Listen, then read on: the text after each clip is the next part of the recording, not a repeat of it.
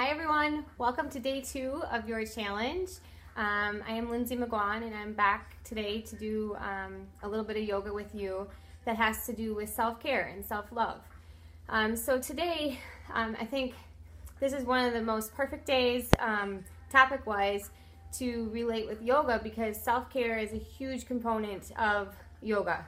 And all 8 limbs of yoga are our way of living, and a big part of it is doing all of them together, and they work together to help us live a balanced life.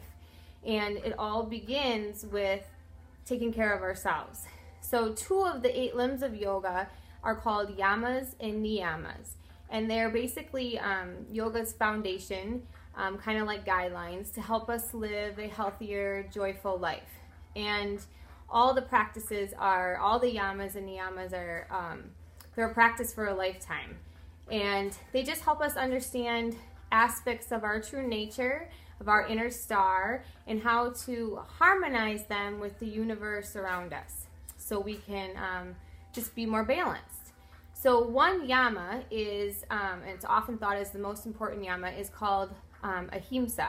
And ahimsa translates to nonviolence or non-harming. And I think it parallels perfectly with the topic of self-care. Because the idea is that all our successes and our achievements and joys are, they stand on faulty ground if they don't stand on the foundation of non-harming. So it really works out perfectly for the idea of self-care. And furthermore, I think the most important aspect of it is that it all begins with ourself and our self-love, because that's what determines how we love and care for ourselves, is how that determines our ability to embrace and all beings with care and compassion. So I could go on and on with this. I love the yamas and niyamas of yoga. I think they're extremely interesting. I think they parallel and correlate to so many other parts of our lives, and it's really a great topic to kind of research if you're interested in that. One of my favorite books is called simply The Yamas and Niyamas by Deborah Adele. If you're interested in any of researching any of this and kind of get a different insight of yoga besides postures, I would say grab this book. It's really enlightening. So from here, we're going to go and practice on the mat. I have kind of a little sequence that I created that I think is fun, a little challenging, and kind of incorporates going inward and reflecting on ourselves and taking care of ourselves. So with that, I'll meet you on your mat.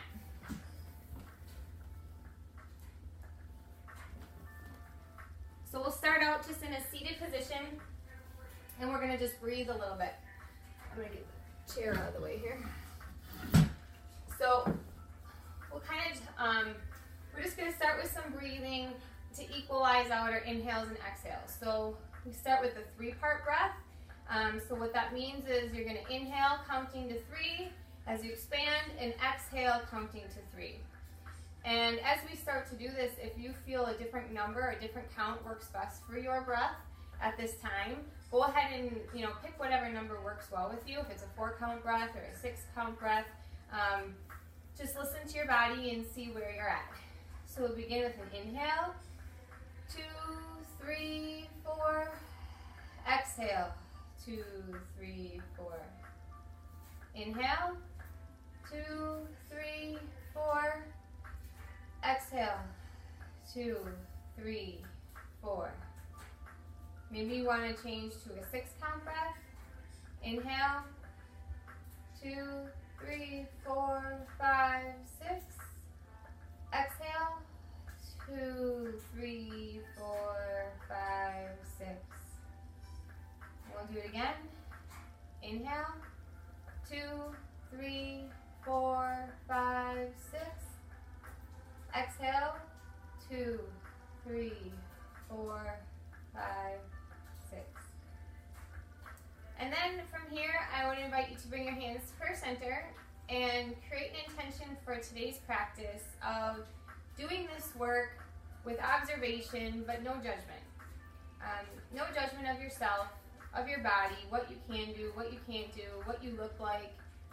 Just observe and enjoy and feel without judgment. So with that, we'll begin with a little warm up. We're going to start with a little cat and cow, which you may be familiar with. So you want to have your hands under your shoulders and your knees under your hips. And we're going to inhale, kind of reaching out through our forehead, tailbone extending back. And exhale, rounding our back, kind of hollowing out our belly, emptying out, reaching through our shoulders for cat. And inhale. And maybe think about some times in your life where you kind of self-sabotage and you could use more peace in your life. And exhale, gaze at your heart and extend that peace. And maybe forgiveness to yourself. And one more round. Inhale. And exhale.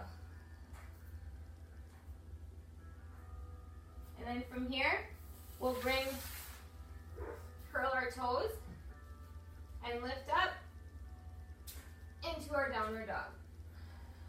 Pedal your feet out a little bit if you'd like. Really reaching those hips up.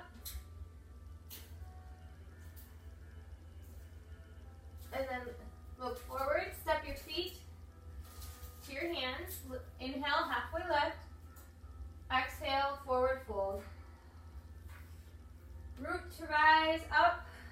Hands overhead and extend a mountain and pull that your tension that you just created down to your heart. And again, arms up. Swan dive forward, forward fold. Inhale, halfway lift. And we're going to take your right leg back to a lunge. Put that right knee down. And lift your torso up over your hips. And you're welcome here to keep your hands at your hips if you'd like. You're welcome to bring your hands to heart center. Or you can bring your arms wide out, receiving peace. Maybe close your eyes and breathe.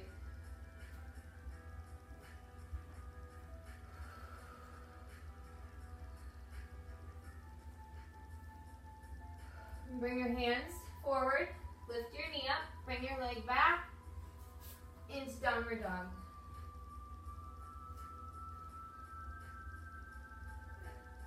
Bring your hips down and lift into your high plank.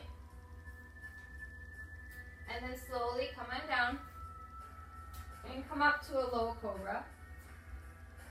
Curl your toes back up to your plank and back into your downward dog.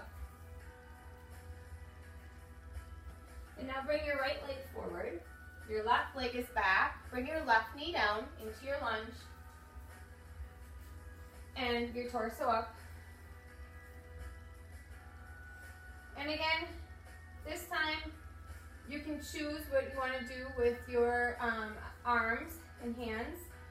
Maybe you want to put one hand on your heart, one hand on your belly to show some, kind of nurture yourself.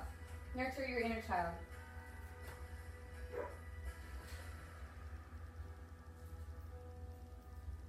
Bring your hands back to the mat and step to the top and root to rise up and hands down to heart center.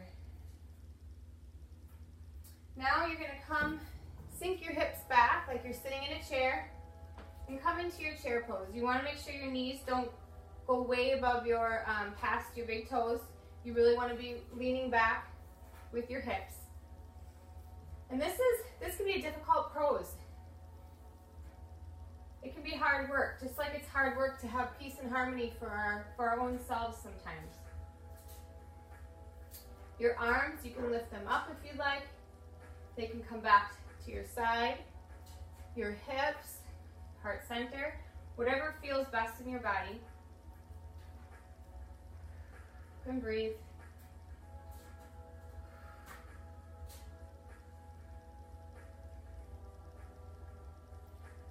And then come out of it and release your hands to the earth into forward fold. inhale, halfway lift.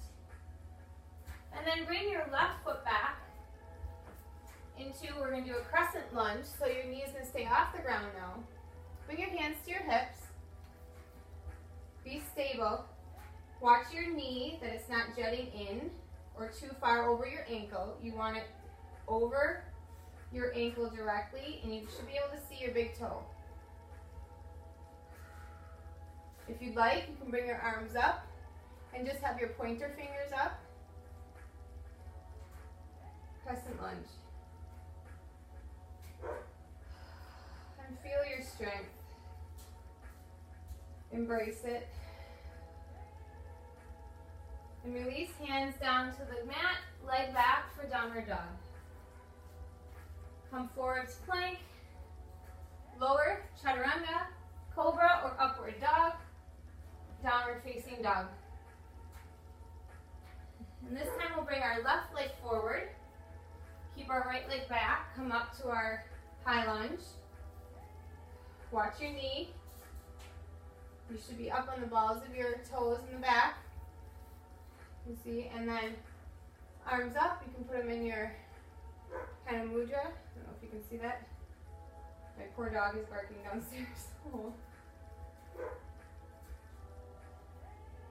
She's been outside for like 45 minutes, and of course now she wants to come in. And then release, hands to the mat, back for downward dog.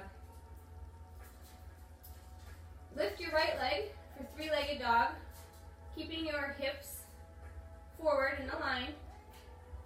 And then bring that right leg forward by your right hand. You can put your left foot can go, turn it like a 45-degree angle, if that feels good in your body. And then you come up for your warrior one.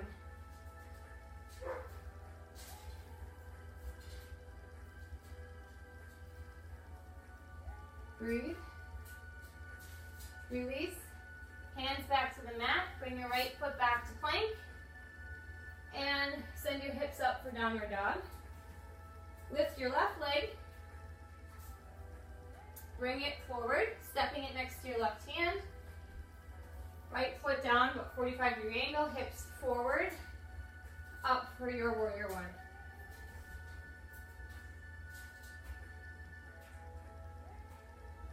And channel the power of this pose. It's a very powerful pose to clear a path in front of you and give you peace. Peace that you can extend to yourself today in some way. Step to the front of the mat and exhale for a forward fold.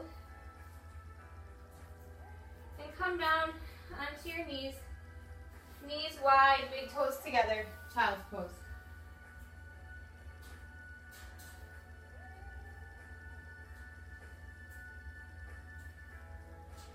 And then come on up to a seated position or a kneeled position, whatever works for you, or you can lie down.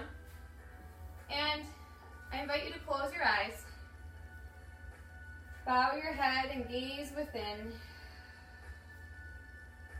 in recognition of showing up and doing this work today, and recognizing the strength of your body, and thinking about how you can show it some care today and love.